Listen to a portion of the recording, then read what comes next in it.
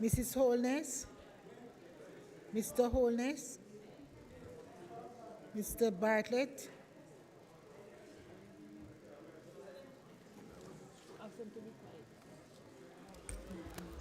Members, please, members, please, we're doing the call of the roll. Dr. Clark, Dr. Chang, Mr. Shaw, Mr. Samuda, Ms. Grange, Mrs. Williams, Mrs. Mallow Fort, Dr. Tufton, Mr. McKenzie, Mr. Chuck, Mr. Vaz, Mr. Warmington, Mr. Charles, Mr. Green, Mr. Morgan, Mr. Hutchinson, Mr. Terry Long, Ms. Smith, Dr. Dunn, Mrs. Cuthbert Flynn, Mr. Main, Mr. Davis, Mr. Witter, Mr. Brown, Dr. Brown Burke, Dr. Charles, Mr. Chin, Mr. Clark, Mr. Cousins, Miss Crawford, Miss Daly, Miss Davis, Mr. Golding, Mr. Graham, Dr. Guy, Miss Hamilton, Miss Hannah, Mr. Henriquez, Mr. Henry, Mr. Hilton, Mr. Jackson, Mr. Lawrence, Miss Lee, Mr. Miller, Mr. Montague, Miss Morrison, Mrs. Nita Garvey, Mr. Paulwell, Mr. Phillips, Dr. Phillips, Mr. Robertson, Mr. Robinson, Mr. Siblist, Mr. Slowly, Mrs. Vaz, Dr. Wheatley, Mr. Williams, Mr. Wilson, Mr. Wright.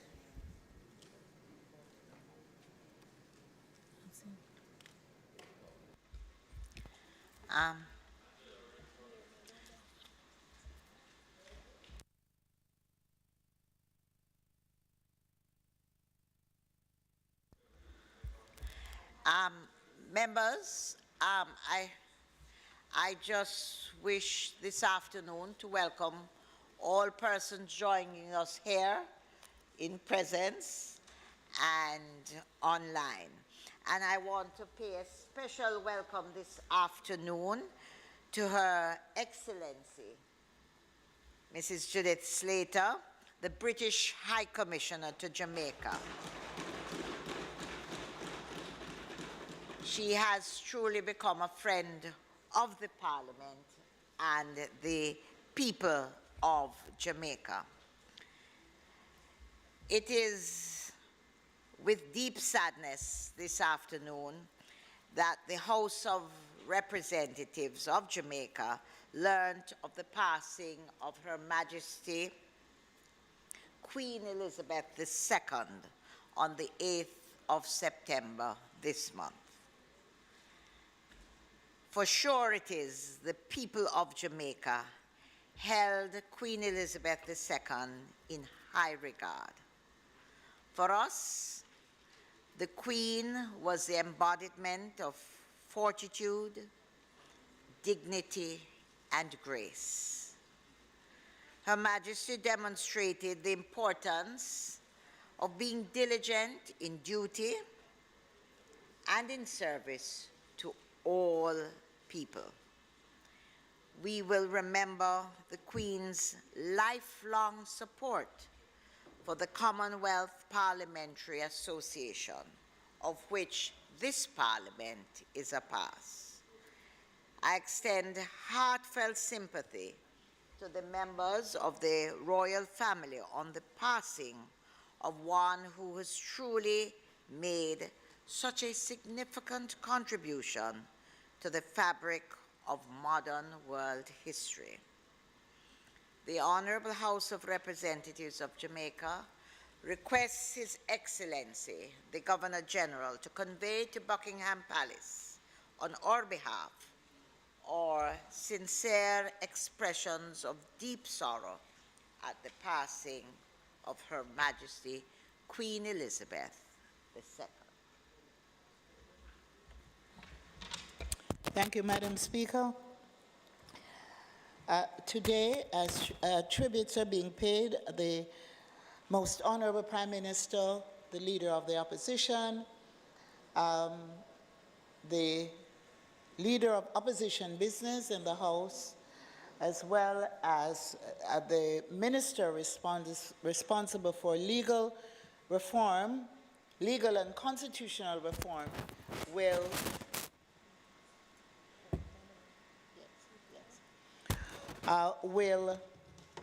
at this time pay tribute to Her Majesty Queen Elizabeth. Since her passing, the world has been focusing on her legacy, and under our system of government, she was the only head of state that most of us had ever known. Governors General, Prime Ministers, Ministers, Senators, and Members of Parliament came and went, but Her Majesty the Queen remained a constant figurehead representing continuity and stability in a changing world. Madam Speaker, we had unfinished business with Her Majesty, but we will pursue them with her successor, King Charles. At this time, Madam Speaker, I ask you to invite the Prime Minister to pay his tribute. Thank you. Thank you. Prime Minister.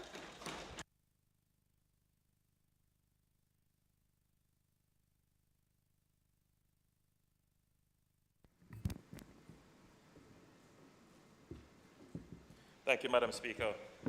Thank you, colleagues, and I acknowledge in the well High Commissioner Slater. On Thursday, the 8th of September 2022,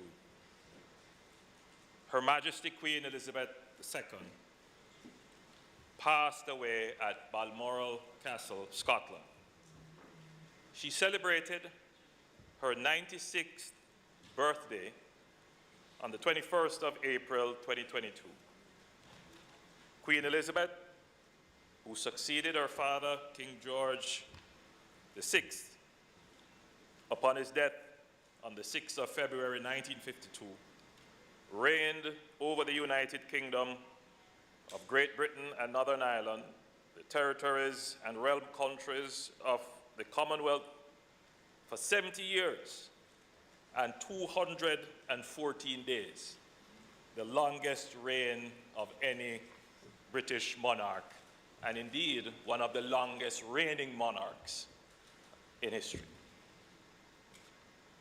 Her long and transformational reign saw the world go through seismic changes to the evolution of the Commonwealth, the end of the Cold War era, and even most recently, she would have seen through the pandemic. She transformed the monarchy to maintain its relevance in an era of decolonization. Her reign is filled with many firsts. In 1991, she became the first sovereign from the British royal family to address the United States Congress. In her remarks, she revealed a bit of her philosophy. Some people believe that power grows from the barrel of a gun, she said. So it can, but history shows that it never grows well, nor for very long. Force, in the end, is sterile. We have gone a better way. Our societies rest on mutual agreement, on contract, and on consensus. Her ability to adapt was perhaps best exemplified by her historic visit to the Republic of Ireland in 2011, the first by a British monarch in a century. Notwithstanding the challenges presented by the varying cries and turbulent periods of change, Queen Elizabeth remained actively engaged with citizens and people across the globe. She was the most traveled of any of her British predecessors and visited over 100 countries on behalf of the crown.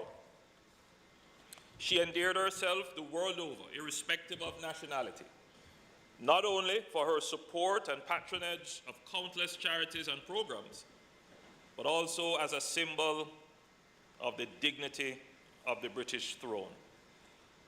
With quiet and confident strength, accompanied by a calm, warm, and gracious demeanor. She captured the hearts of many, including the Jamaican populace, who affectionately remember her various visits to our beloved island. Indeed, she visited Jamaica 6 times. The first occasion was in November 1953, only 5 months after her June coronation, during which she opened Jamaica's first highway, the Queen's Highway, which stretched from Discovery Bay in St. Anne to Bengal Bay Bridge at the border of Trelawney and St. Anne.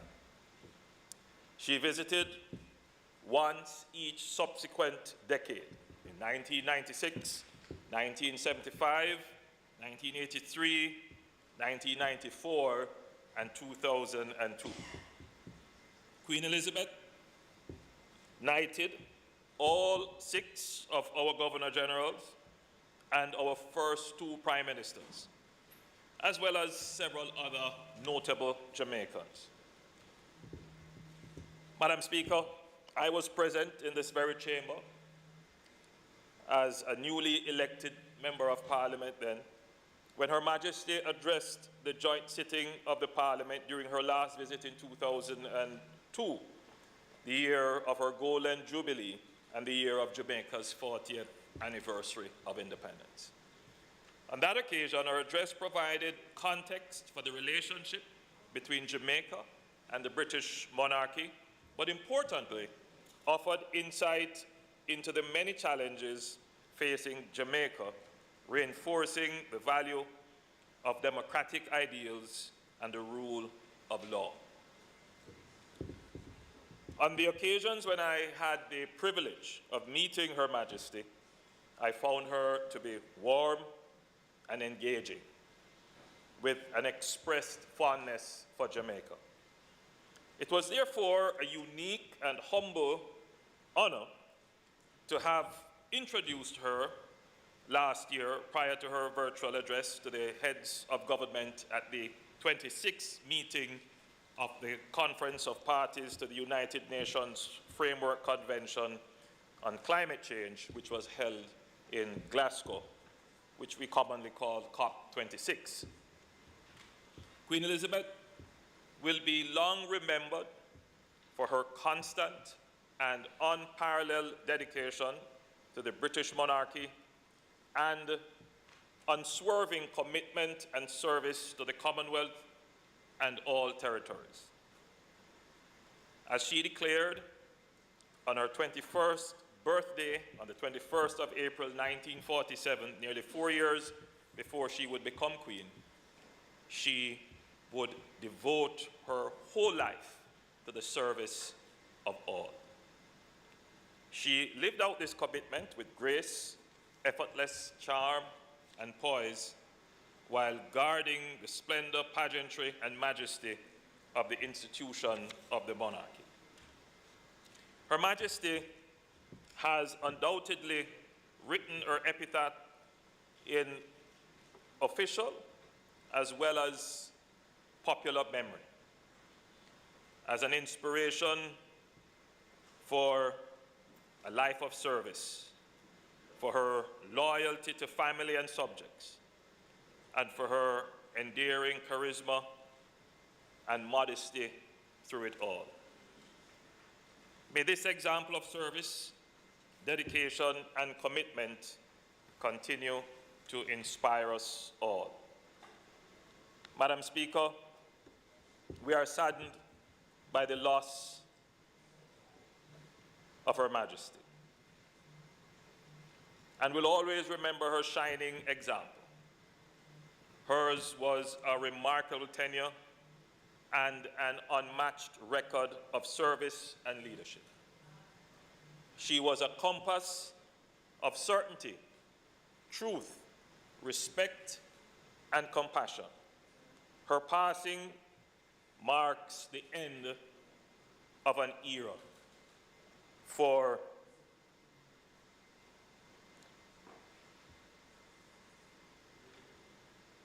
the people of the United Kingdom and indeed the world. But it also marks a new beginning for the Jamaican state. Upon the passing of Her Majesty Queen Elizabeth, and by virtue of the Ascension Act of the United Kingdom and Jamaica's Constitution, His Majesty King Charles III has succeeded Her Majesty as the constitutional sovereign. His Majesty King Charles III has long been a proponent for attention to climate change and an advocate for a green and sustainable economy, including through his business ventures undertaken by the Duchy of Cornwall. Since his designation in 2018 as the Queen's successor as head of the Commonwealth, he has championed the cause of small island developing states through his various foundations and patronages, primarily the Prince's Trust, which he inherited, and the Prince's Foundation, which he started. He has helped countless young people the world over to achieve their potential. Here in Jamaica, his work through the Rosetown Foundation has been transformational. Madam Speaker, even as Jamaica prepares to redefine its sovereign arrangements, the government and people of Jamaica stand with the royal family and the government and people of the United Kingdom, the territories and realms, as well as the rest of the Commonwealth in this time of sorrow. We offer our heartfelt condolences on our loss. Jamaica will be represented at the funeral on the 19th of September by His Excellency, the Most Honorable Sir Patrick Allen, and myself. May Her Majesty's soul rest in peace, and may God guide His Majesty King Charles III during this period of his reign.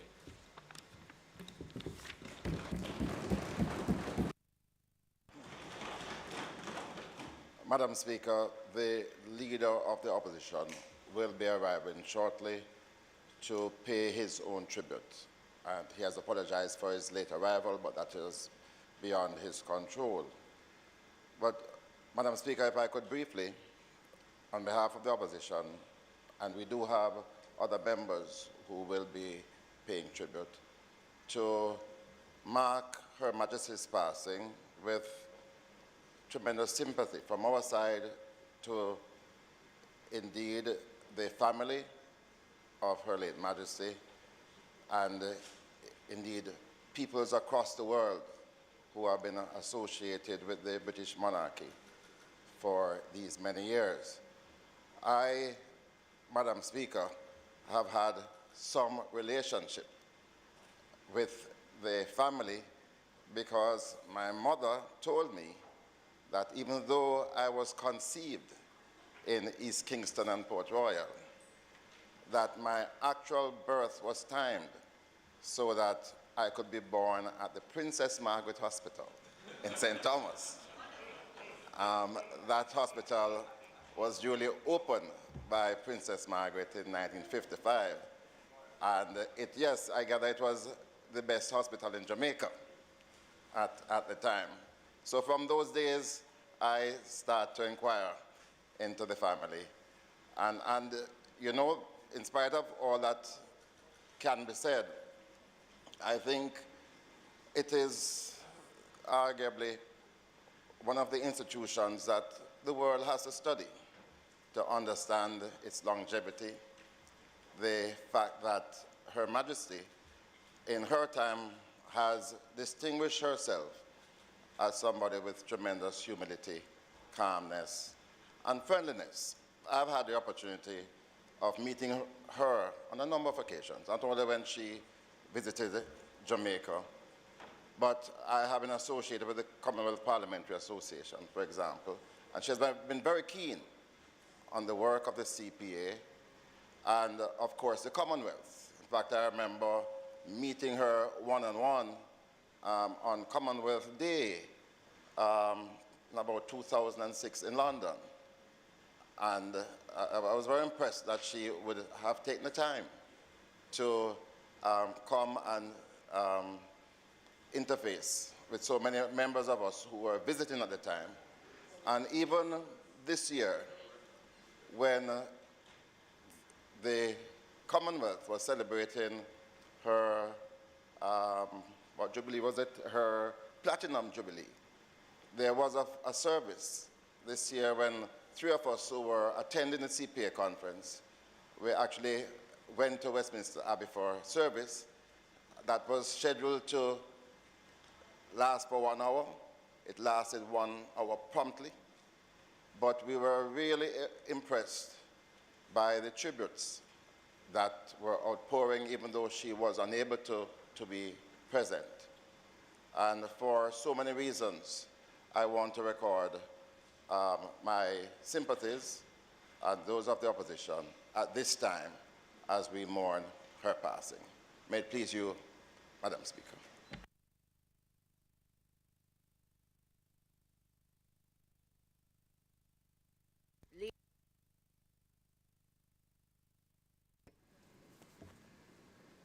Madam Speaker, the leader of opposition business has acquitted himself so well.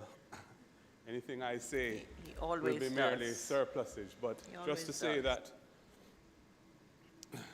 Her Majesty Queen Elizabeth II is somebody that has enjoyed the admiration and indeed love of many, many people all around the world, not just in her home country of the United Kingdom, but also in countries overseas, members of the Commonwealth, and beyond. Her tenure of the office of Queen has been so long-lived that it has really been an intergenerational experience, so that most of us in this room, I would assume, have never known any other person as being our head of state here in Jamaica. And that continuity means that her demise, her passing, does feel like the end of an era. The sentiments that we feel, I think, are largely out of the high personal regard that she has managed to garner because of her decency, her astute management of her role, and I think there can be no doubt that she has been a very effective monarch for the United Kingdom. She has had to maneuver numerous crises over the long tenure that she reigned. Personal crises within her family, political crises within the United Kingdom, and international crises in which the world has been embroiled. And she has done so effectively. And I think she has probably left the monarchy as strong as she could, given the trends of the modern world. And of course, one of the trends of the modern world, as relates to Jamaica, is to complete the process of our independence, which we on this side have been advocating for many, many years, and which we are happy that the Prime Minister has earlier this year, indicated that the government is also committing itself to. This means no disrespect to any individual, to Her Majesty the Queen, or indeed her successor, the new King, King Charles III, but rather is an affirmation of the need of our people to have a head of state who is a Jamaican, born here, and with whom our people can identify readily. We very much look forward to that process being expedited. We are quite concerned, indeed disappointed, that no progress has been made thus far, as we are aware. And we would like to see that proceed with alacrity, and indeed feel that this important historic juncture with the transition of the realm from the former head of state, the former queen, to the new head of state, the new king, affords us an opportunity to redouble our commitment, or reaffirm it, and redouble our efforts to get it done. Can only be done by way of consensus, and happily I believe that consensus exists. There are other issues which I could speak to, but I don't think this is an appropriate moment to do that. Suffice it to say that we wish the family of Her Majesty, and indeed the people of Great Britain who are mourning her, we express our sympathies and condolences to them, and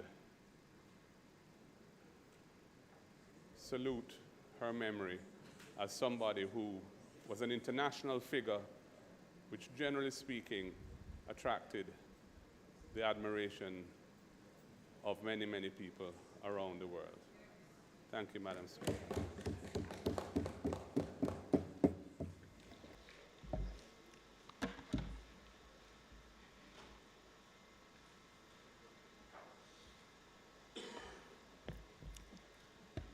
Madam Speaker, permit me to acknowledge the presence of the British High Commissioner, Her Excellency Judith Slater. Madam Speaker, the death of Her Majesty Queen Elizabeth II, whose 70-year reign made her the longest reigning monarch in British history, marks the end of an era and new beginnings, not only for the monarchy, but also for members of the Commonwealth realm, like Jamaica, for which she was head of state. In expressing my sincere condolences, I believe each member of her extended and immediate family has found much comfort in how well and admirably she discharged her duties. It is said that one of Queen Elizabeth II's greatest achievements was the reinvention of the sovereign's role. Having inherited a cipher monarchy, she kept the crown above party politics, although always fully engaged with the political world. Indeed, Madam Speaker, she was the political figure who was apolitical and above party. The grace and remarkably formidable political skill with which she handled her often difficult and delicate constitutional role were widely acknowledged by leaders and commentators the world over. Through her weekly audiences with the Prime Minister, she became a valued confidant. In fact, Madam Speaker, her Prime Ministers often paid tribute to her political wisdom and knowledge, which resulted from her years of experience and diligence in reading state papers.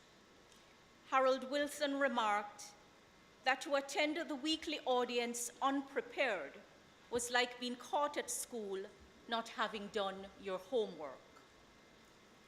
Her wisdom and unceasing sense of duty meant that she was widely viewed with a combination of respect, esteem, awe, and affection, which transcended nations, classes, and generations.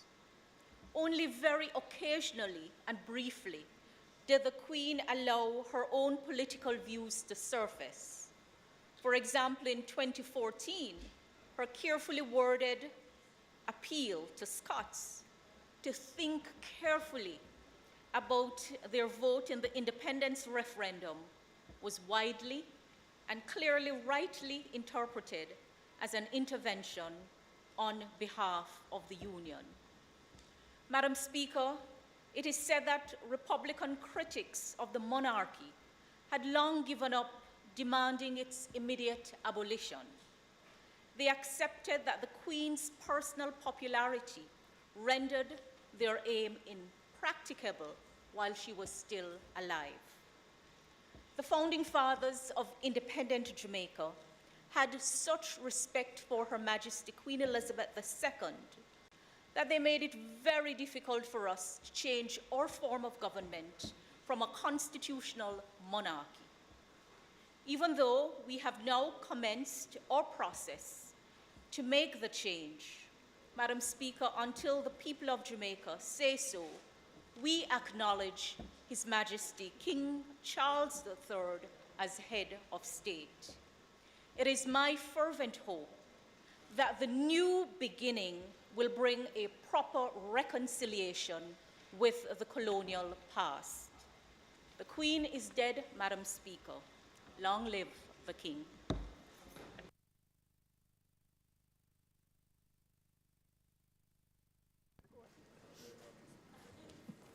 No. Madam Speaker. Give me two, man. I was being sanitized. That's all right. Madam Speaker, I rise to add my few words to this solemn moment and occasion. I am a Jamaican, where we respect the sanctity of life, and where we know only too well that the passing of a family member does create a void in the family. We are used to, Madam Speaker, making sure that we do extend our sympathies to the family of the deceased. On this occasion, I want to do that as well. And I know also, I want to do that as well. And so, Madam Speaker, I extend sympathies to the family members of the Queen and all her people. But I also speak, Madam Speaker, as a descendant of field slaves on Mr. Brown's plantation. And therefore, I could not extend sympathies without my mind straying to some of the other dark and ugly aspects of her reign.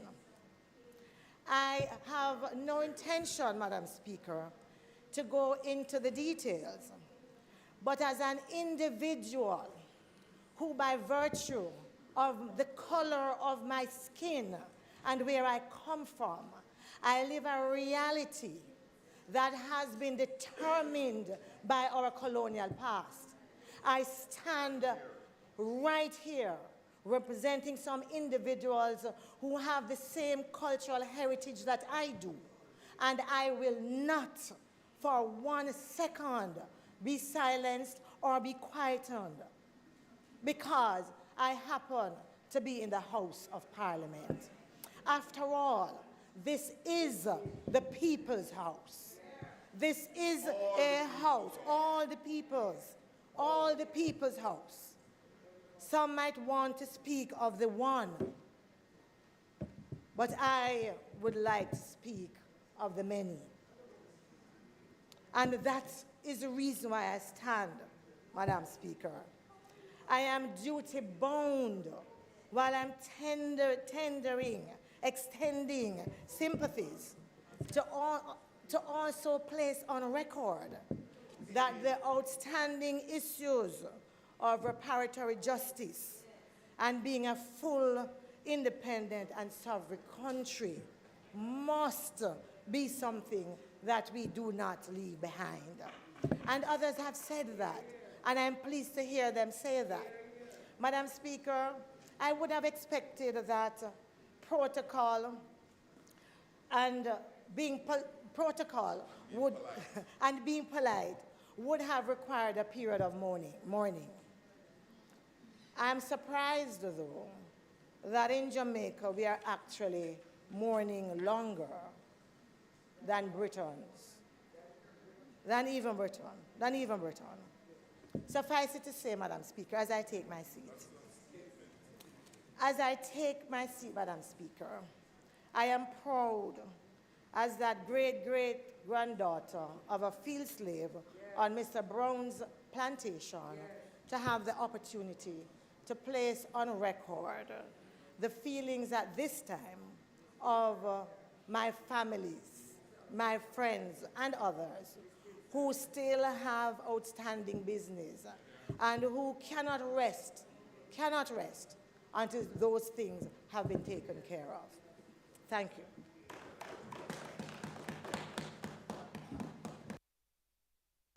Madam Speaker, I pondered long and hard about being in the House at this time, in the first instance, and secondly, to make my own remarks on this occasion.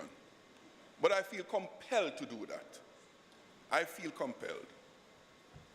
You know, Madam Speaker, it was last week or the week before, we had a similar occasion when two persons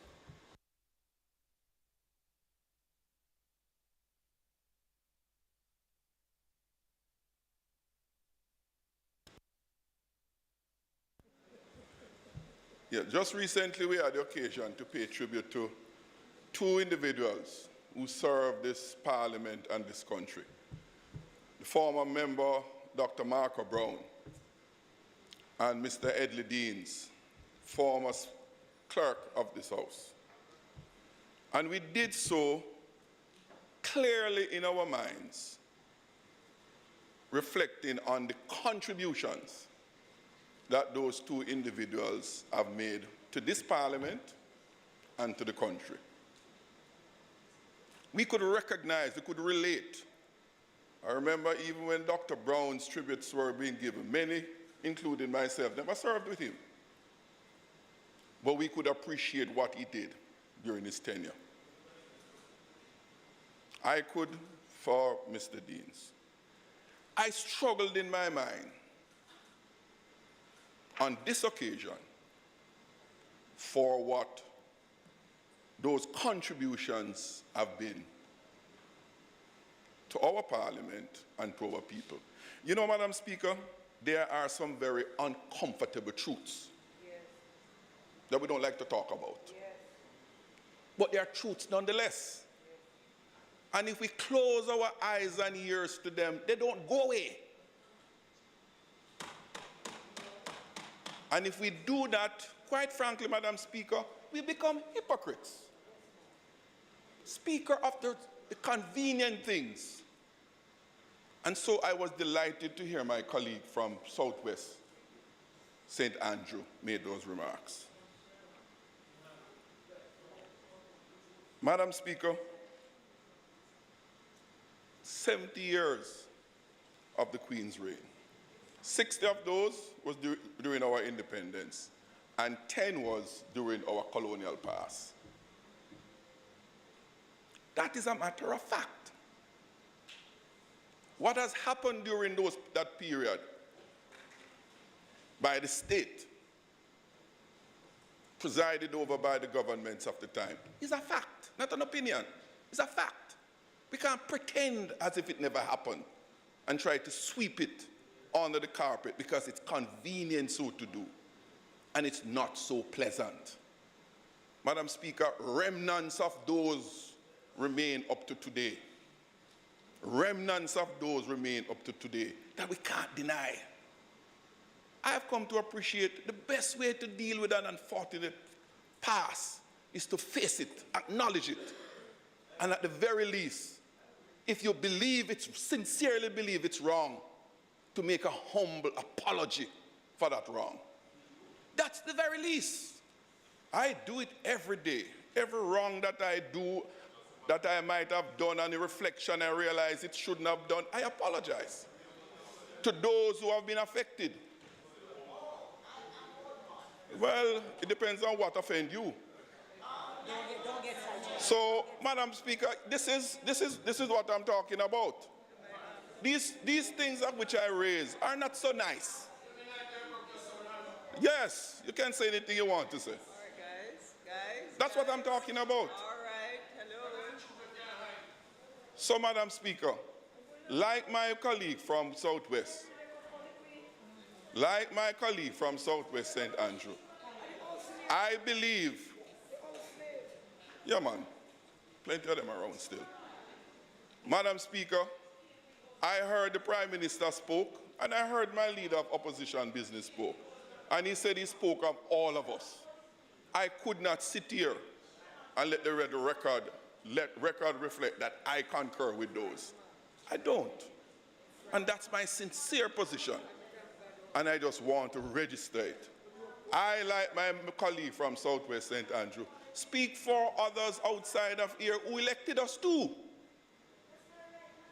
All of us, we were elected by all of the rest of Jamaica, not a select few. And we have a duty to represent them. It is on that basis I posit my comments this evening. I now invite the opposition spokesperson on foreign affairs to pay her tribute on the passing of Queen Elizabeth II. Thank you, Madam Speaker. Tribute on the passing of Queen Elizabeth II. Thank you, Madam Speaker. And I just want to acknowledge the presence of the British High Commissioner, Her Excellency Judith Slater, who is with us this afternoon. Madam Speaker, the Queen personified strength, grace, and determination. She was a true definition of duty to country. Her 70-year reign was the second Elizabeth age and saw much dramatic change both in culture and society worldwide. And may her soul rest in peace, and we extend sympathy to her children and her grandchildren. Now her death places the United Kingdom at a new crossroads to bend the arc of history towards justice. From our part of the world, Madam Speaker, we must not forget that Jamaica is still a realm of the British monarchy. We have watched the political developments over the past few years and the instability in Great Britain. The country's voice, Madam Speaker, is perhaps not as prominent as it once used to be.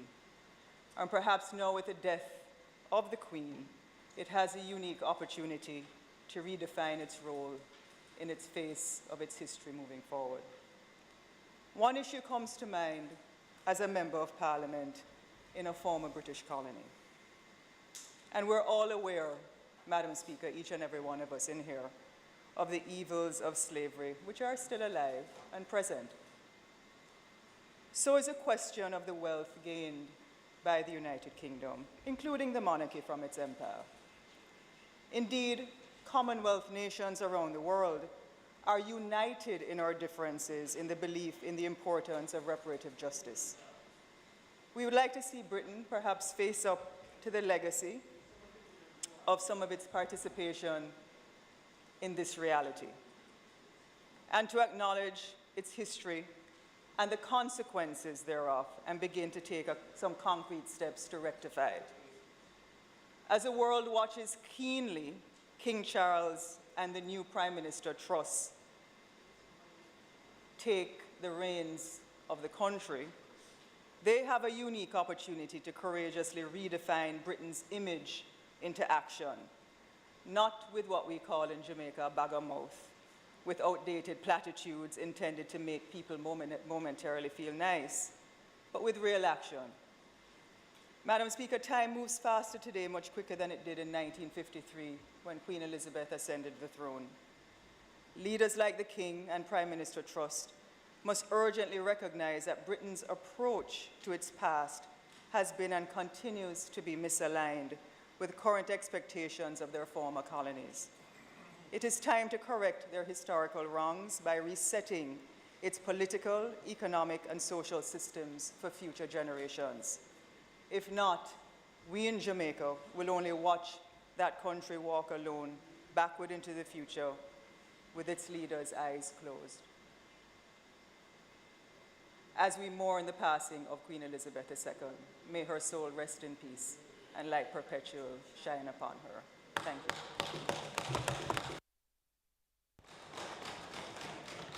you. Madam Speaker, I wish to thank the Prime Minister and colleague parliamentarians for paying their tribute here today to Her Majesty Queen Elizabeth II, and to thank the British High Commissioner for gracing us with her presence. And as I conclude the tributes, I just wish to make some closing remarks. I want to quote a quote from Her Majesty. She said, "I declare before you all that my whole life, whether it be long or short, shall be devoted to your service and the service of our great imperial family to which we all belong." End of quote. When in 1947, then Princess Elizabeth spoke those now immortalized words, little did she know that very soon after she would have been elevated to a position of global prominence and to bear on her shoulders the future relations between the United Kingdom and Northern Ireland, of which she would be queen, and a number of countries, including Jamaica, where she would serve as head of state.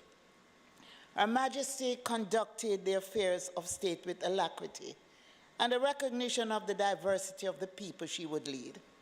Within this diversity, Madam Speaker, she always recognized the different aims, the different aspirations and hopes of the people, expressed through a diversity of languages, customs, and traditions. She understood the varied history and consequent reality that impacted the lives and sense of dignity of the people. As she traveled the Commonwealth, visiting Jamaica on 6 occasions, she recognized the integrity of all people and their right to choose their future. She has therefore supported those who made decisions to remove her as head of state, and urged, where possible, that all remain in the Commonwealth of Nations, where she would be able to sustain the values of democracy and the rights of people to self-determination while sustaining historic relations of substance. Madam Speaker, we had unfinished business with Her Majesty, but we will pursue them with her successor, King Charles. Reparatory justice is necessary and is needed. But at this time, we offer our most sincere condolences to King Charles and the rest of the royal family at this time of mourning. Respect due. Queen Elizabeth was one of a kind. We may never see her like again. May she rest in peace, and may the angels lead her into paradise. Thank you, Madam Speaker. So, Madam Speaker, as we continue the business of the House, I'm I going will- to ask for us to rise for Right. 2 minutes Yes. silence in recognition of the passing of Queen Elizabeth.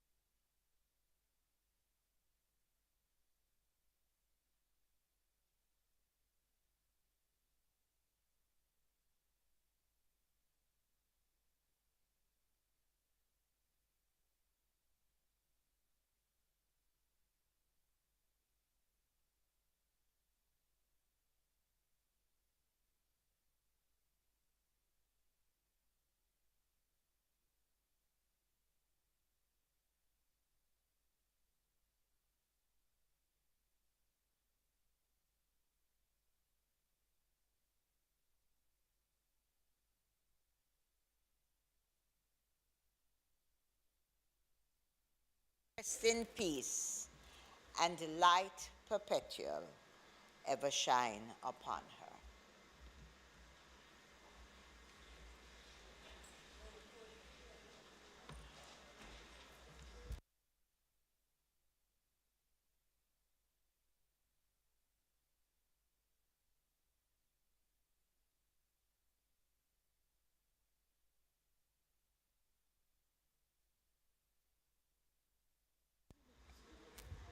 Just for the information of members of parliament who might not be aware of the, but it is 2 minutes silence in the passing of Queen Elizabeth II from Thor. It is what it is. Madam Speaker, I now ask for the suspension of the standing orders to allow us to go to public business and to receive 2 presentations under the state of constituency debate at this time. We will then return to the items thereafter. Thank you, Madam Speaker. The question before the House is that there is a suspension of the items on the agenda and we move to public business before returning to the agenda. Those in favor? Those against? Those against? The ayes have it. Public business.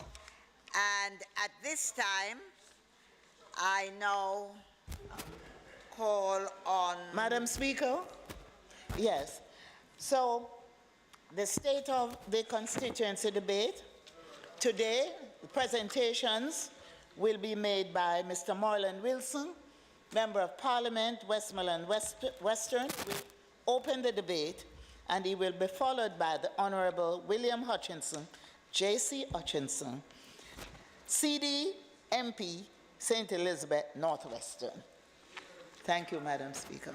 Madam Speaker, just before the member, I just would like to inquire if the Ministry of Finance is present, because these debates are to be a prelude to the budget call, and it was importantly established during this time to make sure that the Ministry of Finance hears from the representatives of the people And if they are not here, then it means that we are not abiding by the objective of that debate. So may I inquire, Madam Speaker?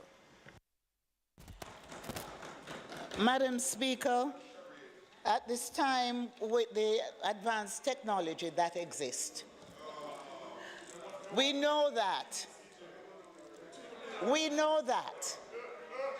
the Minister and the Ministry of Finance and our mother and our fathers and our sisters and our brothers are watching us. We are, we're live and direct.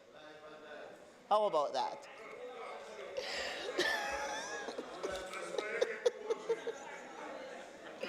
Madam Speaker, at this time I also ask that Standing Orders 32C(3) be suspended to enable the members making their contribution during the debate on this motion to continue their speeches for 30 minutes, notwithstanding the time limit on speeches. The time limit is 15. Members, those in favor? Those against? The ayes have it. I now call upon the Member of Parliament for Westmoreland Western.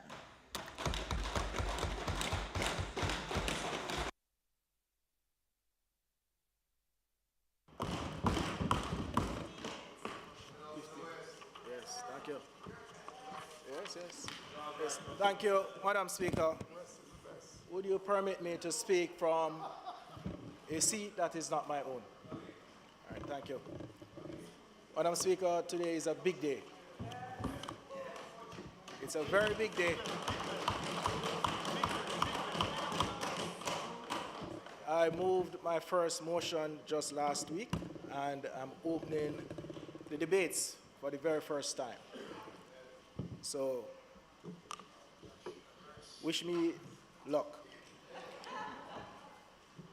Madam Speaker, it's with great pleasure, privilege, and passion that I stand here to address this honorable House on this, my second State of the Constituency debate, to report to this Parliament and to the nation the achievements, performance, and triumphs of Westmoreland Western constituency over the past year, and to outline proposals, plans, and objectives to be considered when reviewing the budget for the current financial year and the forecasting of estimates and revenue and expenditure for the next financial year. Madam Speaker, I also want to state unequivocally that the responsibility entrusted to me by the people of Westmoreland Western on September 3rd, 2020 has not been taken lightly. And I recognize that for over 3 decades, the constituency has been without any kind of leadership until now.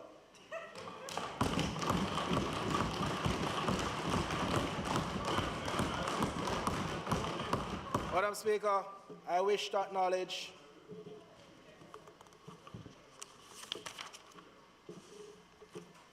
Madam Speaker,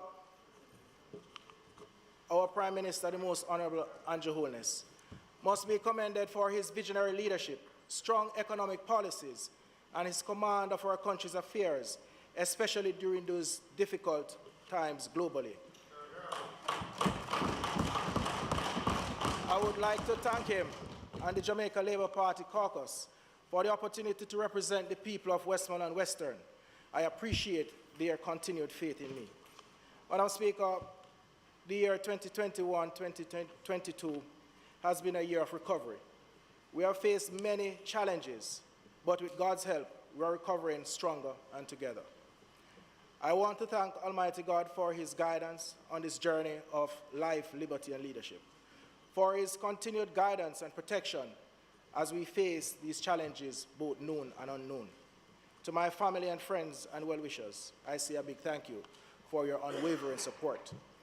To my sitting councillor, Kevin Murray, councillor caretakers, Basil Thompson, Carlos Cook, Altricia Maitland, and Owen James Jr., my executive and management teams, and our hard-working and committed political workers of Westmoreland Western, I thank you.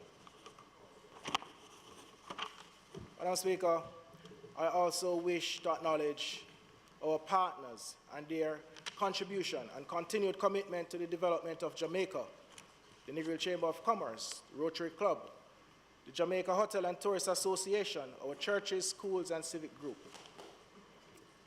Madam Speaker, I now move to the vision I have for the constituency. We believe that a partnership with the people is required to advance this constituency into a glorious future, in which citizens have tangible jobs to provide for themselves and their families. We are restoring hope in the constituency, where opportunities abound and hard work and productivity result in prosperity for all. A constituency with an educated and skilled workforce, and where every citizen can enjoy a high standard of living. Madam Speaker, Westmoreland Western is one of the great assets of Jamaica. As such, I'm on a mission to transform the lives of the people of this great constituency, giving families more security, boosting the self-esteem and confidence of our young people, and providing hope and opportunity for those in need. Madam Speaker, we will now focus on the valuable commodity of water. You may recall in my 2021 report to this Honourable House, I state that 18 communities in the constituency lack portable water. I also reported that parts of my hometown, Blackness, have been without water for 30 years. I am pleased to inform this House that Blackness is now fully connected.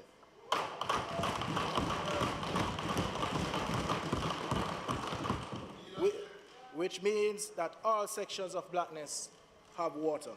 Madam Speaker, residents of Brighton, Retirement, and Orange Hill pleaded with me during my 2020 campaign for the general elections. When you become MP, don't forget us. Please give us water. We have been without water for over 60 years. Please look into what you can do to provide us with water. Madam Speaker, on Thursday, August 25th, 2022 at 2 p.m., I joined Minister Honorable Matthew Samuda in commissioning the Nomprel Retirement and Orange Hill Water Project. This water project has a price tag of $475 million, serving 9,000 residents in 9 communities and districts. Madam Speaker, promise made, promise kept.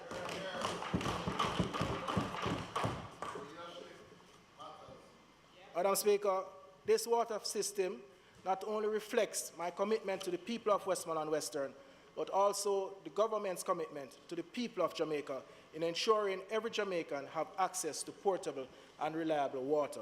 Madam Speaker, this is an example of a caring government. Madam Speaker, more good news. I recently toured Morland Hill with the Minister of Local Government and Rural Development, the Honourable Desmond Mackenzie, to assess the feasibility of implementing a water system for approximately 9,000 residents. Morland Hill is the home to numerous small businesses, Morland Hill Primary School and Infant, the internationally renowned Jamaica Giants and Sculpture Park and Art Gallery. For those in Morland Hill who are listening, I know you have been waiting for over 60 years, but you only have a working MP for 2. Please be patient with me. Madam Speaker, it is often said that water is life, so let me elaborate. Negril residents, business, and hoteliers have been waiting with bated breath for the Negril Water Improvement Project. This system will pump water from Rowan River to Negril, passing through the 5 electoral divisions: Friendship, Grange Hill, Little London, Sheffield, and ending in Negril. Minister Matthew Samuda has agreed to collaborate with me to work and start this project. Madam Speaker, more on infrastructure. The Little London community has been without a police station for over 30 years. Residents frequently hear of a police station but see no action. Madam Speaker, on Thursday, April 7, 2022, less than 2 years after being elected, I joined our Prime Minister, the Most Honourable Andrew Holness, Minister of Local Government and Rural Development, the Honourable Desmond Mackenzie, Minister of State in the Ministry of National Security, Xavier Main, Permanent Secretary Courtney Williams, Deputy Commissioner Clifford Blake, and the Senior Manager at NHT, Donald Moore, at the official groundbreaking of the construction of $175 million police station in Little London, Westmoreland.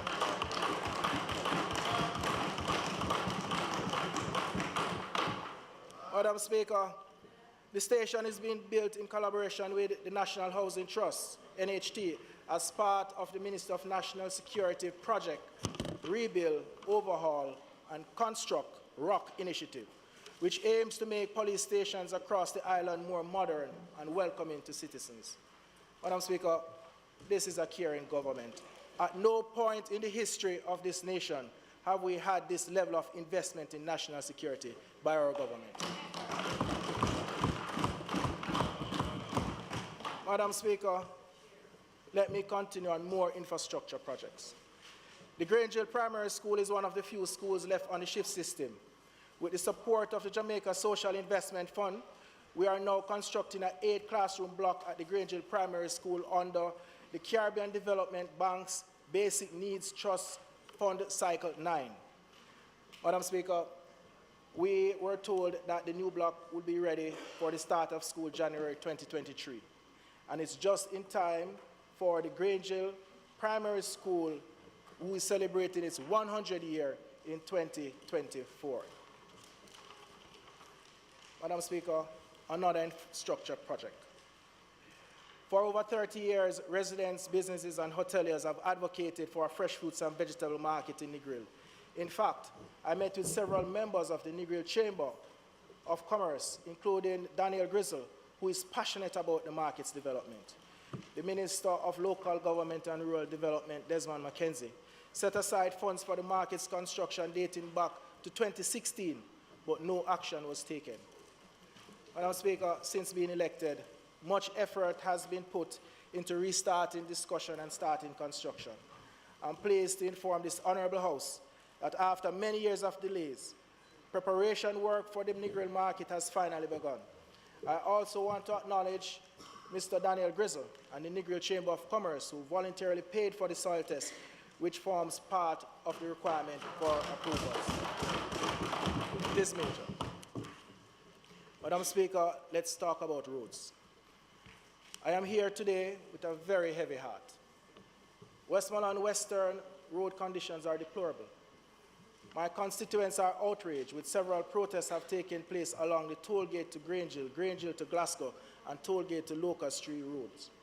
Madam Speaker, I want to say to this Honourable House that these roads have been in disrepair for many years, some dating back 30 years. Madam Speaker, the Jackass River Bridge, which connects Westmoreland to Hanover in Friendship Division, collapsed in August 2022. As a result, several farmers have been unable to access their farms or transport their produce to market.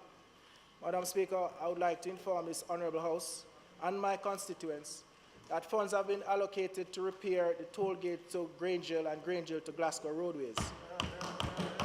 And the thoroughfare from toll gate to Glasgow, as well as from Solas to Grand Street, is scheduled to be rehabilitated, thanks to the partnership with the Minister without portfolio in the Ministry of Economic Growth and Job Creation, Minister Warmington, for making this possible. Madam Speaker, representation and discussions about the bridge are ongoing, and we anticipate a workable solution with great optimism and haste. Madam Speaker, I must express my disappointment and dissatisfaction with the National Works Agency. Pace in which procuring road repair projects. For example, the repair for the Grange Hill to Glasgow thoroughfare has been pending for 14 months. Road users have become frustrated, and many have experienced vehicular damage, reduced productivity, and accidents. Madam Speaker, I would like to tell the National Works Agency, hurry up. The people are fed up. Madam Speaker, in the inordinately long time it takes to complete this procurement process is resulting in the further deterioration of road surface and intensifying the frustration of motorists and the commuting public at large. Madam Speaker, a solution I believe we should seriously consider is re-implementing small road repair teams per parish for emergency patching of our roadways. We have seen where they were highly effective in the past, and we should try to bring them back as soon as possible. Madam Speaker, Westmoreland and Westmoreland Western has experienced significant increases in traffic accidents. According to the National Road Safety Council, some 487 people were killed in our roadways last year, the most since 1985. And Westmoreland, as a parish, account for a great portion of that number. Madam Speaker, Minister Floyd Green introduced me to the Federation Internationale de Automobile, the FIA Foundation, with whom I led a tour of Westmoreland Western along with members of the National Road Safety Council. Madam Speaker, I'm happy to report to this House that the team is now exploring the possibility of implementing a program with motorcyclists to save lives and make our roads safer. Madam Speaker, motorcyclists aren't being singled out. Operators of motor cars and trucks are also prone to errors. As a result, consideration should be given in instituting mandatory refreshers courses in motor vehicle operation every 3 to 5 years, or a system of recertification. Madam Speaker, we must look at ways to reduce the carnage on our roads. Madam Speaker, let's discuss flooding. We have a drain cleaning program that targets flood-prone areas in Westmoreland Western, such as McNeil Land, Bay Road, Egypt Gardens, Nile, Nancypan, and Broughton. Despite the unusually rainy weather patterns, our diligent drain cleaning efforts of critical drains have prevented widespread flooding. Madam Speaker, I would also suggest to this Honourable House that a policy be established to upgrade all important drains by building concrete culverts and drainage systems. Madam Speaker, please, the advantages of such a move would see significant reduction in flooding, a yearly reduction in the cost of maintaining these drains, and the release of lands for productivity. Madam Speaker, let's discuss education. I continue to be an advocate for education. Education contributes to our goal of creating a resilient knowledge-based economy. Westmoreland Western has 21 public schools, 12 of which are primary schools. 4 are primary and infant school, 1 infant school, 1 junior high, and 3 high schools. Madam Speaker, just under $6 million has been spent on education support for students at the primary, secondary, and tertiary level in last year. Through the EduChess Foundation, scholarships, we assisted scholarships to 15 secondary and tertiary level students. To date, 60 tablets and laptops were distributed to children, as well as 350 book vouchers and 100 shoes vouchers distributed through the Constituency office. Madam Speaker, this is in addition to our back-to-school event, which was held in the electoral division and attracted approximately 1,500 students for bounce-about, popcorns, hot dogs, and other children delights, as well as back-to-school items such as backpacks, books, and stationery. Madam Speaker, while Manning School is not in my constituency, the launch of the Youth Summer Employment Program, YSTEP, was a monumentous occasion for the parish of Westmoreland, where our Prime Minister, the Most Honourable Andrew Holness, gave an inspiring charge and words of encouragement to over 1,800 young people in attendance, many of whom are entering the workforce for the first time. Madam Speaker, the Youth Summer Employment Program for 2022 recruited approximately 6,000 young people across the island who were assigned to various ministries, departments, and agencies of the public sector organization. The Honourable Minister of Local Government and Rural Development, Desmond Mackenzie, deserves a special recognition and applause for this program, which has this program, Madam Speaker, employed some 27,500 young people since its inception, 500 of whom found permanent employment in government agencies. Madam Speaker, the government efforts to connect Westmoreland Western communities to the internet continues unabated. I would like to express my gratitude to the Honourable Minister of Science, Energy and Technology, Minister Darrell Vaz, for his ongoing leadership in the development of the community Wi-Fi hotspot initiative. Madam Speaker, the internet access has also been a source of concern for hoteliers, businesses, and residents in Negril, who complain bitterly about its unreliability. Honorable Minister Vaz is not in the House, but I hope he's listening. We are aware that a new license has been issued, right? We are aware that a new license has been issued. However, please see what can be done to expedite the process for this new company to begin operations. In the same breath, we require new accountability strategies for these and other telecommunication companies, as we have seen too often where consumers go without service for days, sometimes weeks, and our bills are not prorated. Our goals of a technology-driven society cannot be realized with patchy internet service, especially in the face of a pandemic. Madam Speaker, the EduChess Foundation was established to assist students and youths in Westmoreland Western and to promote education and training. The foundation is currently in talks with a number of organizations about providing training and certification in high-demand areas. Madam Speaker, I'll report to this Honourable House on this initiative in greater details in the coming months, but I would like to take this opportunity to thank the outgoing director, Ms. Felicia Fairclough, for the spectacular work that she has done. Madam Speaker, it's also important to recognize the Theodora Skills Training Center and Cornerstone, Jamaica, which have continued to provide training and certification programs that enable many people in Western Jamaica with the tools they need to begin a career in their chosen field of trade. Madam Speaker, let me move quickly to housing. Westmoreland Western, there is still a housing crisis. And there has been a rapid increase in informal settlements of lands traditionally used by the sugar industry. Housing demand continues to rise as hundreds, if not thousands, of people relocate to the constituency for work, family, and opportunities in the hospitality industry.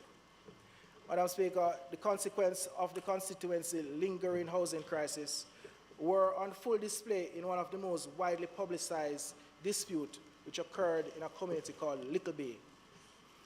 Madam Speaker, I would like to express my gratitude to our Prime Minister, the Honourable Andrew Holness, for visiting the constituency to take part in the groundbreaking for the Little London Police Station, as well as taking the time out of his busy schedule to meet with representatives of these various groups of people who are occupying the disputed lands. Madam Speaker, our Prime Minister was clear. The rule of law must be upheld and property rights must be protected. Madam Speaker, I would like to draw this Honourable House attention to a family of 4 in peril. Madam Speaker, I would like to thank the Minister of Local Government and Rural Development, Minister Desmond McKenzie, for initiating the construction of a new 2-bedroom home for a family and diligently following up to ensure construction is completed on time and within budget. Proverbs 24:3, verse 4. By wisdom, a house is built, and by understanding, it is established. By knowledge, the rooms are filled with all precious and pleasant riches. Madam Speaker, climate change. The Negril Environmental Protection Area extends into Hanover and covers some 271 square kilometers. It is the home of many diverse species of plants and animals, many of which are found nowhere else in the world. The endemic morass royal palm and the endangered West Indian whistling duck are among them. Madam Speaker, the Negril Great Morass is critical to the beach and our coastline, and it must be protected because it is act as a nursery for many marine organisms. Madam Speaker, the Minister Matthew Samuda and Minister Homer Davis, along with the Negril Chamber of Commerce, met just last week to discuss plans to improve the environmental asset protection. One such action is the passage of legislation to strengthen the Negril and Green Island Area Local Planning Authority, popularly called NEGALPA, for approvals, monitoring, and enforcement.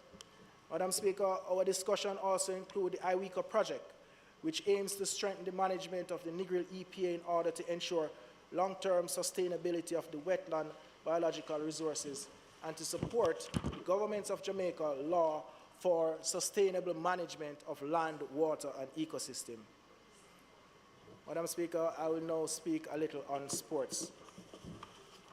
Madam Speaker, Jamaica continues to excel in sports, producing world-class athletes who dominate in their respective fields. In October 2021, I joined Quartz Optical, Dennis Shipping, Grange Hill High School, Grange Hill United Citizens Committee, the Jamaica Olympic Association, and the Ministry of Culture, Gender, Entertainment and Sports in recognizing Olympian Ronald Levy, Paralympian Theodore Schuber, and our twin girl winners, Tina and Tia Clayton, who are all residents of Grange Hill. Madam Speaker, with such sporting talent coming from Grange Hill, I am informing this Honourable House and my constituents that the Sports Development Foundation project to upgrade the Billite Playfield has begun under a program known as the High School Sport Infrastructure Improvement Program. Madam Speaker, I would like to thank the Minister of Culture, Gender, Entertainment and Sports, Olivia Grange, for identifying the Billite Playfield project, which will benefit Grange Hill High School and the young talent in the community. Madam Speaker, the Minister, Edmund Bartlett, CD MP, or Minister of Tourism, must be commended for leading the charge in the construction of the Negril Mini Stadium, which was built by the Tourist Product Development Company Limited, with funding from Tourist Enhancement Fund. Madam Speaker, we are currently in the process of connecting water and electricity so that we can begin hosting major sporting events in Negril. Madam Speaker, according to UNWTO, sports tourism is one of the fastest growing sectors of tourism. As hotels and destinations compete for the tourist dollar, sports tourism is on the rise.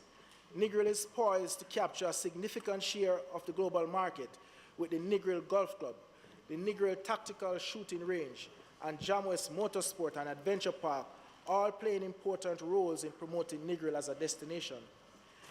Minister Bartlett, Westmoreland is ready, Negril is ready, and the people are ready for sports tourism. Madam Speaker, Negril community and Westmoreland as a whole are very concerned about the Negril Beach Park. The beach park is a lively place where locals would go to the beach, but it has been closed for 15 years. Several proposals and plans were presented during that time, but none were implemented. Madam Speaker, I'm requesting that the Ministry of Tourism, the Tourist Product Development Company Limited, and Tourist Enhancement Fund develop the park with recreational areas similar to Harmony Park, including beach access. I've received several pledges from Corporate Jamaica for supporting the development of the park, and I'm advocating for TPDCO to make a mark and lead the charge with the development of the beach park, which will be a legacy for generations to come. Madam Speaker, agriculture and tourism are the two largest employers in the constituency. With the decline of the sugar industry, we now have over 3,000 unemployed sugar workers. This presents a unique challenge as well as a unique opportunity. These workers have years of experience in agriculture and farming and will be qualified for the Overseas Farm Work Program, or in another case, to work in agri-parks. Madam Speaker, I would like to propose to the Ministry of Labour and Social Security that we collaborate on designing a program to get these agriculture workers on the Farm Work Program, or we collaborate with the Ministry of Agriculture and Fisheries to develop agri-parks in the constituencies which the produce could be sold to local markets and the tourist sector. Madam Speaker, it could be a combination of both. In any case, with the assistance of Minister Charles Jr., I supported farmers with some 30 black tanks, chickens, fishnets, fertilizers, seedlings, fruit trees, and other agricultural inputs. Madam Speaker, with the destabilizing effects of the recent global events, Jamaica agriculture sector is critical in supporting our growth and our ambitions of becoming economic independent.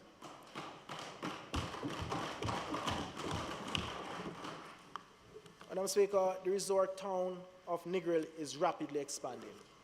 It is truly the capital of casual, and several hotels are renovating, adding rooms and adding new plans. The tourist industry has a bright future. TPDCO and TEF supports is required, Madam Speaker, for the renovation of our craft markets, our fishing village, and the general beautification and aesthetics of our 7 Mile Beach. Madam Speaker, security is critical. More CCTV coverage, as well as more lighting and greater integration with the various security apparatus operating in the grill are required. Madam Speaker, I would like to express my heartfelt gratitude to the Minister of Justice, Honorable Delroy Chuck, who toured Westmoreland in promoting the Ministry of Justice various tools such as restorative justice, mediation, and child diversion. Madam Speaker, this new system of justice, designed by a caring government that wants to bring justice to the people of Jamaica's doorstep, their communities, and their homes. Madam Speaker, as I conclude my second State of the Constituency debate, I can say that much has been accomplished in the past 24 months. However, there is much more work to be done. And I will need the support of this Honourable House to make Westmoreland Western the place to work, raise family, and do business. Thank you very much. God bless this House. God bless the people of Jamaica. God bless Jamaican land we love.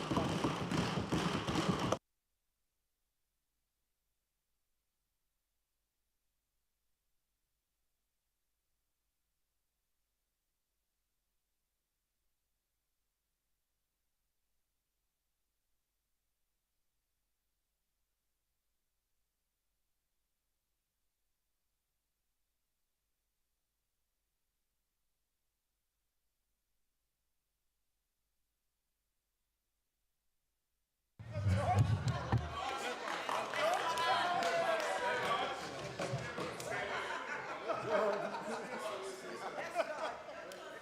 You can join him, you know. If there's envy on that side, you can join him and congratulate.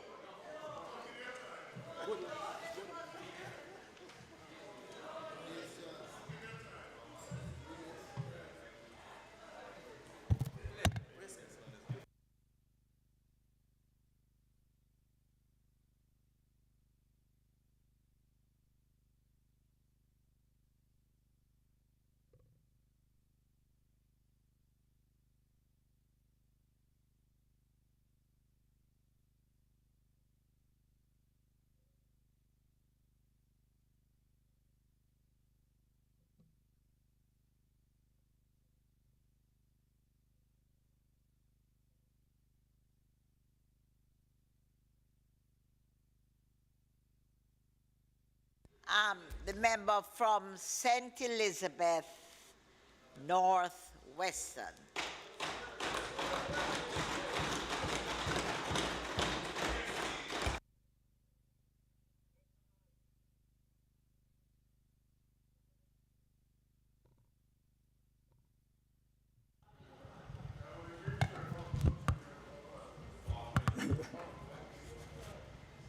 Madam Speaker,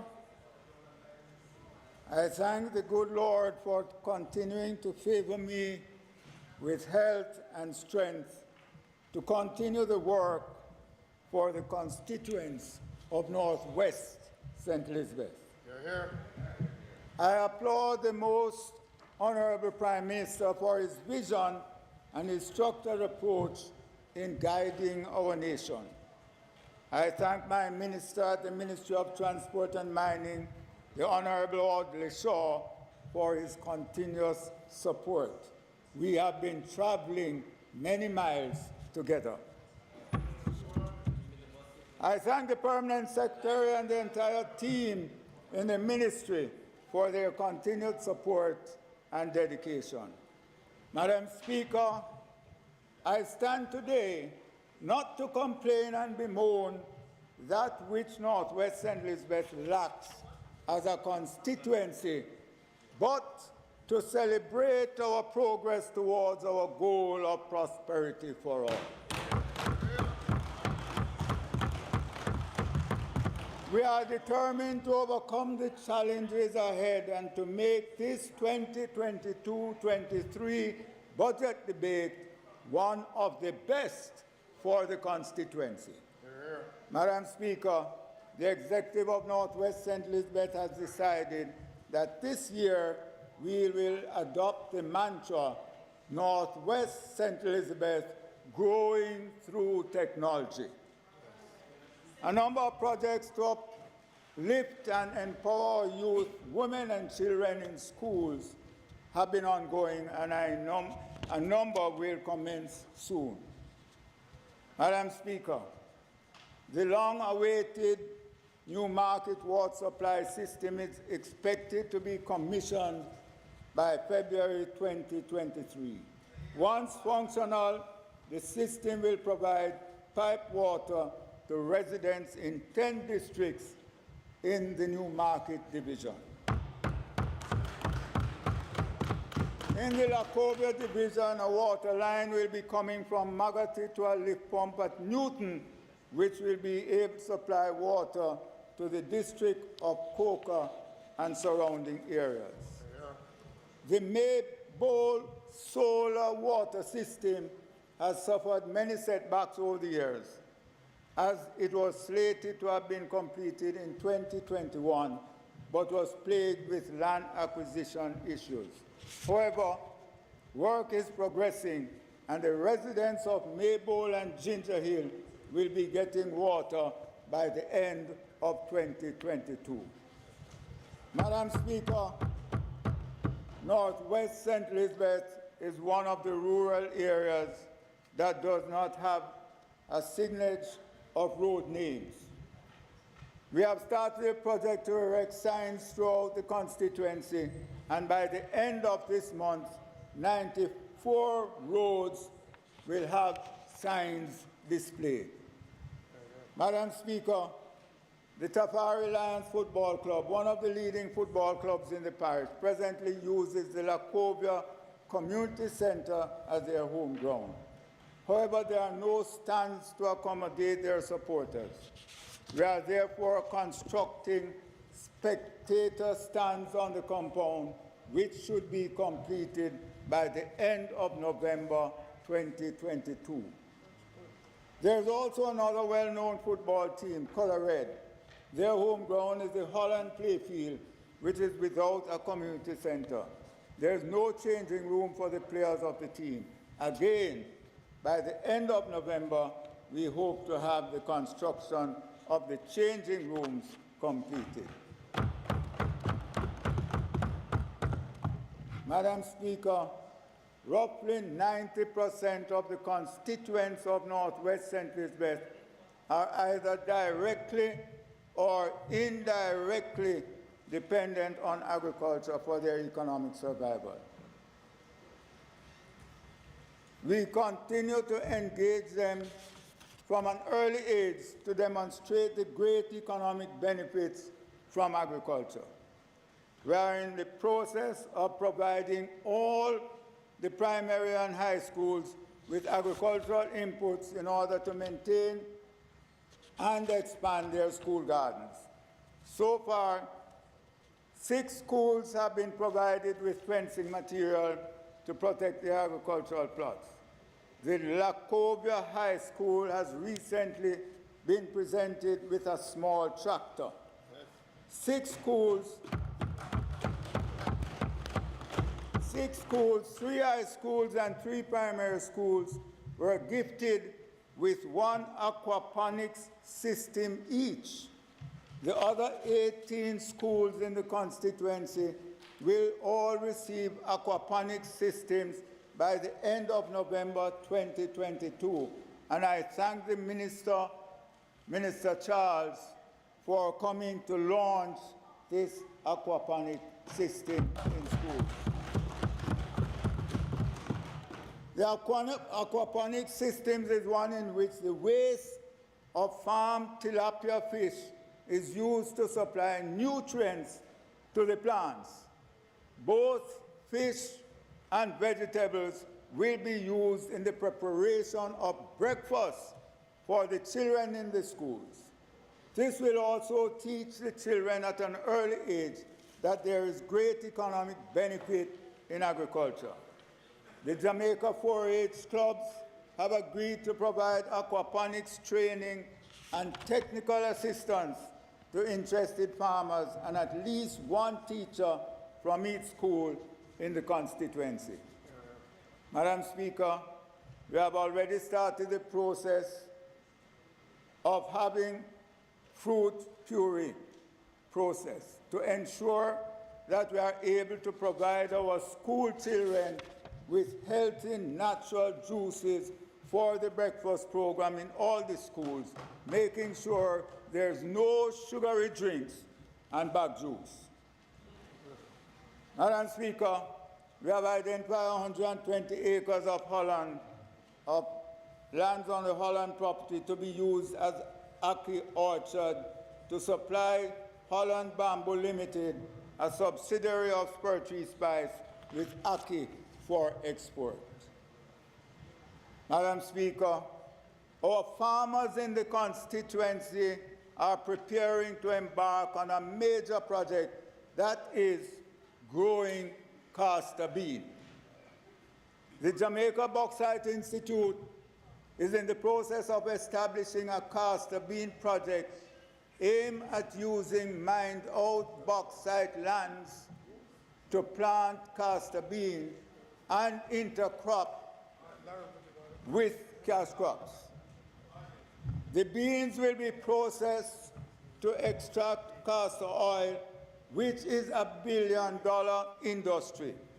Its use in cosmetics alone is valued at $187 million per year. And I would like to thank Mr. Montague for laying the wicket for the development of this castor bean project. While we in Northwest St. Elizabeth are outside of the bauxite mining belt, there are already many farmers who are cultivating castor. They are looking to partner with the JBI in this venture. We see this project as a game changer for these farmers in the constituency.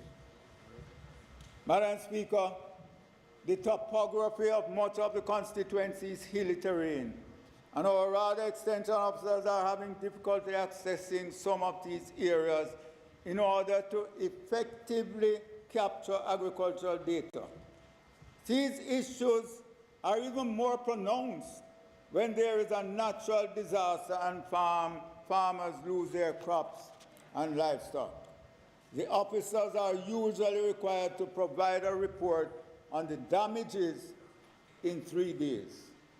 Madam Speaker, 3 drones were recently handed over to RADA.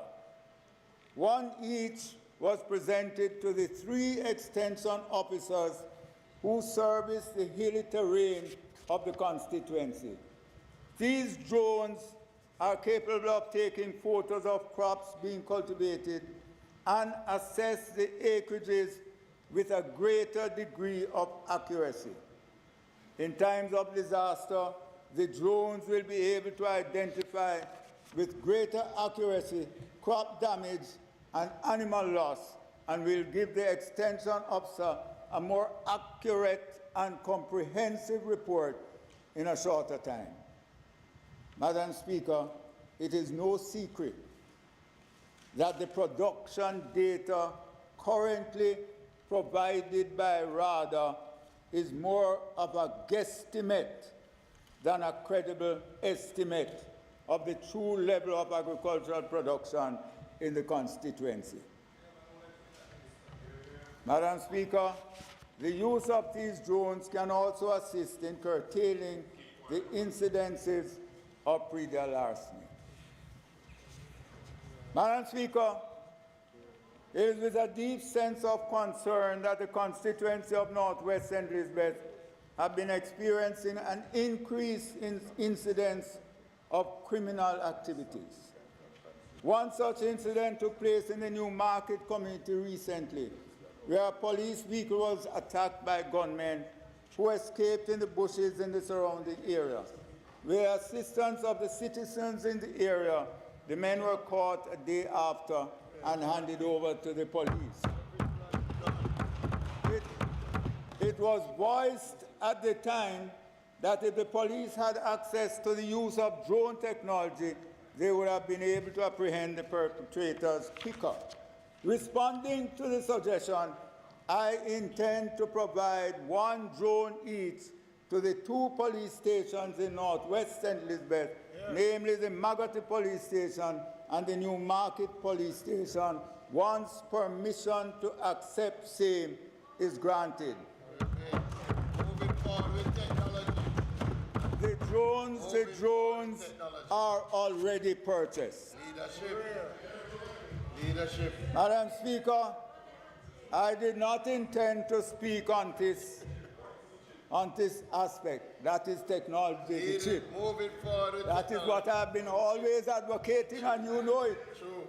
Madam Speaker, I did not intend to speak on this, but I heard a recent complaint from a member of the opposition accusing the current administration of playing politics with infrastructure. Madam Speaker, I've never seen a minister in charge of roads as accommodating to the opposition as the present minister of roads.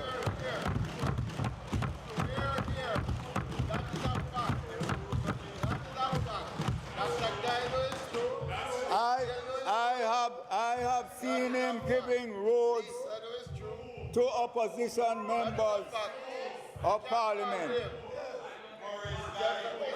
This is totally different from when the opposition was in government. For those of you whose memory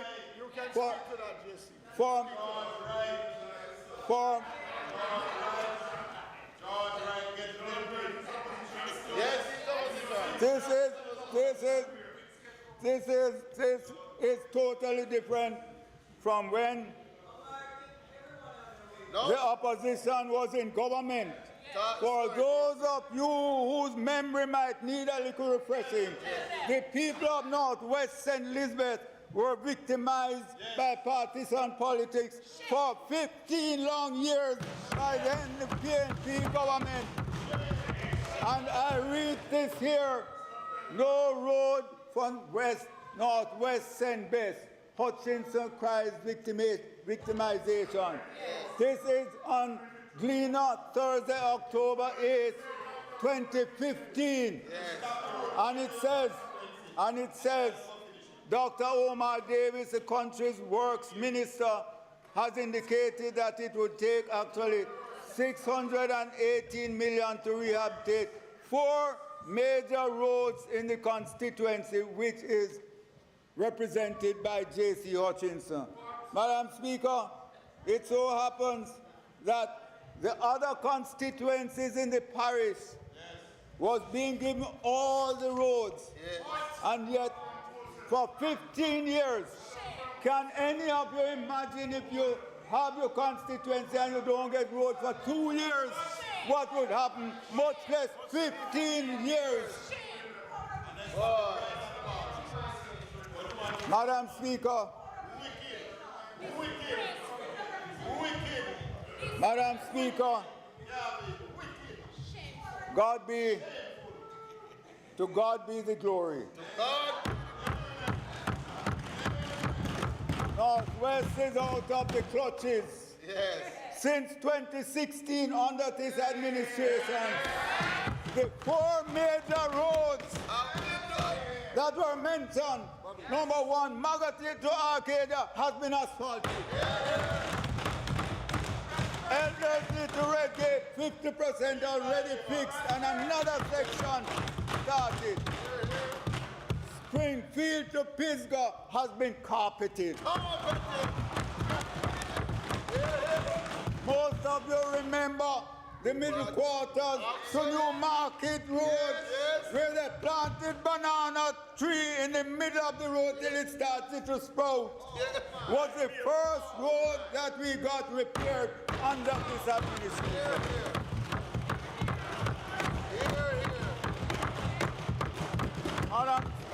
Madam Speaker, what a difference. I must pause to acknowledge and to thank our most honorable Prime Minister, the members of the Cabinet, and my honorable colleague, Minister Everald Warmington,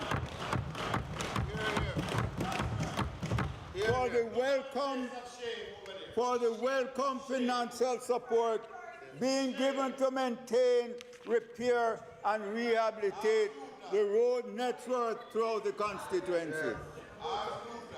Never before has Northwest St. Elizabeth had so many roads being fixed. Since the last financial year, we have had 9 main roads patched and 2 to be rehabilitated starting in another 2 weeks. We have also had 4 municipal corporation roads patched and another 2 just rehabilitated. Madam Speaker, persons traversing the constituency from Arcadia to Magotty will have the repairs to 4 breakaways in Joint Road repaired starting 4 weeks' time as soon as rains stop.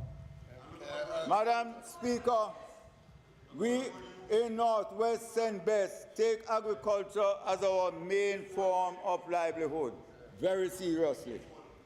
The young, the old, men, women, and children are heavily involved in livestock and crop production.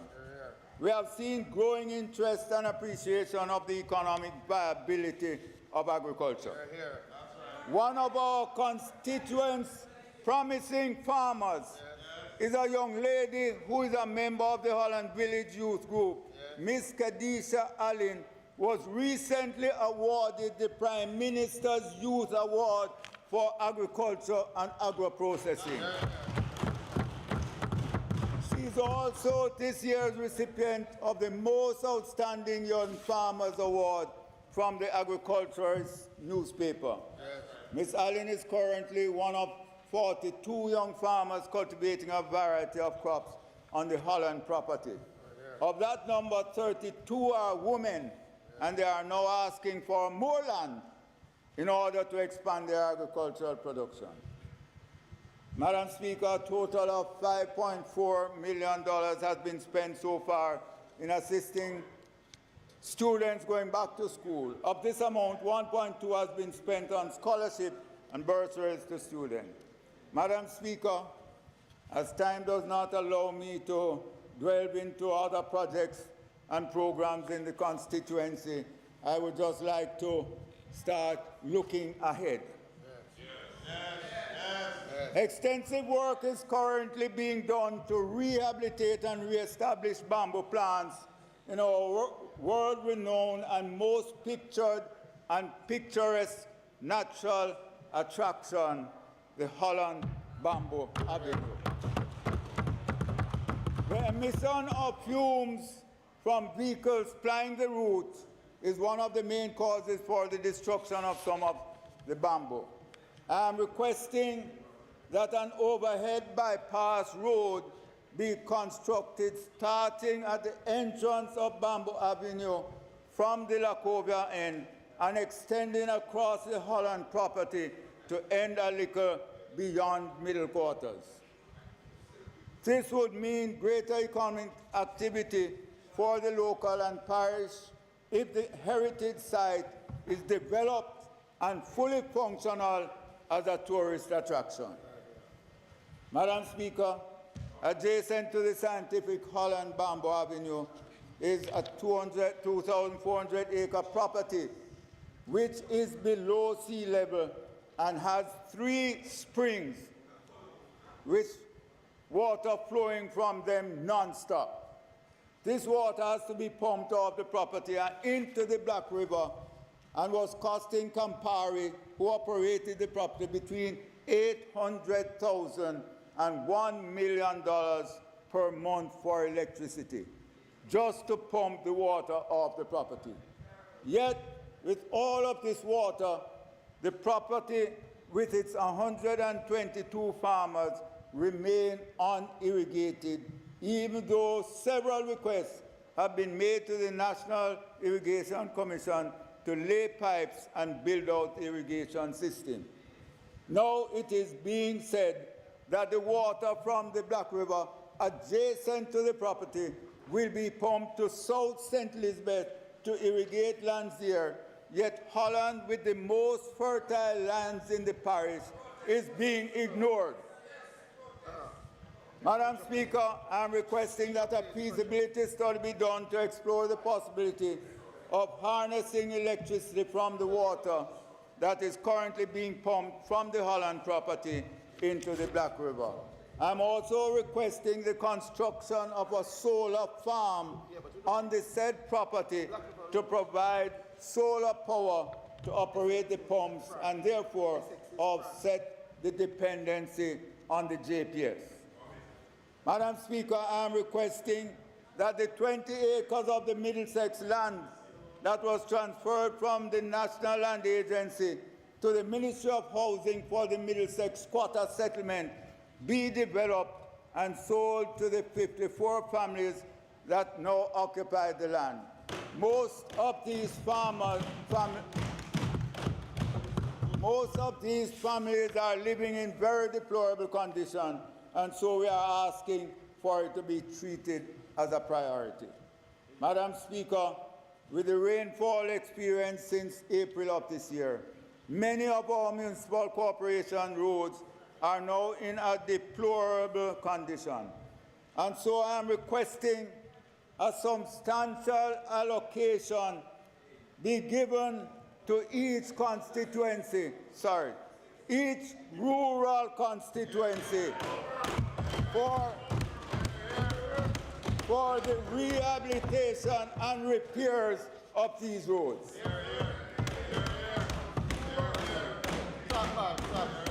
Madam Speaker, I'm requesting the completion of the rehabilitation of 3 main roads, Prospect, Ginger Hill to Pisgah, and 4 parts to Springfield, and the patching of 12 roads. Madam Speaker, when these are done, my journey with main roads would have been completed.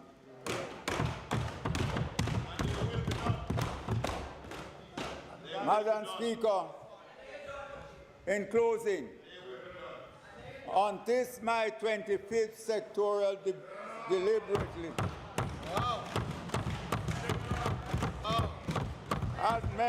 as member of Parliament for Northwest St. Elizabeth, and my 34th presentation overall as a member of Parliament, I must say how grateful I am to serve the Jamaica Labour Party and the government of Jamaica under the leadership of the most Honourable Prime Minister, Andrew Holness. I thank my hard-working councillor and councillor caretaker for their continued support. Madam Speaker, I'm immensely indebted to the people of Northwest St. Elizabeth, who are not afraid to remind me that I am here today addressing this honourable House because of them.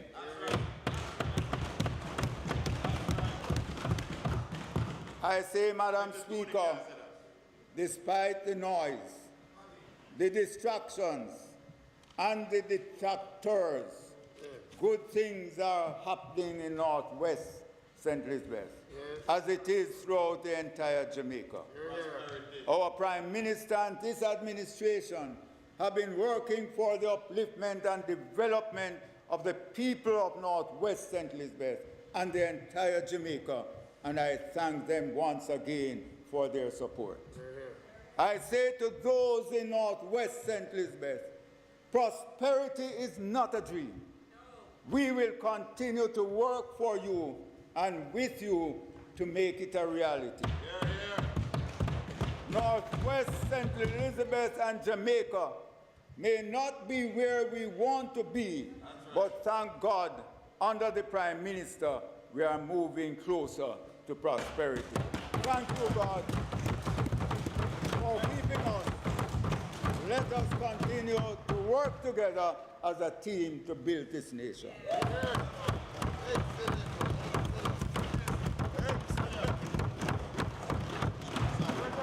Well done, man.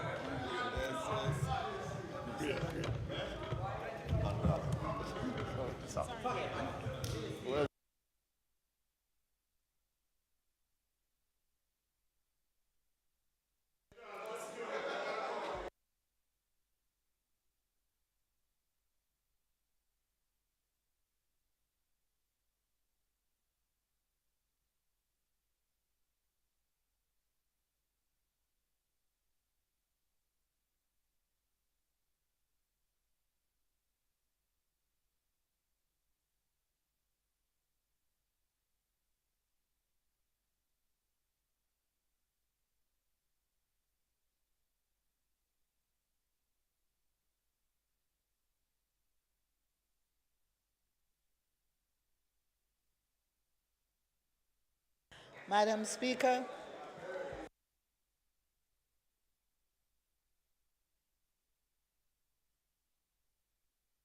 Madam Speaker.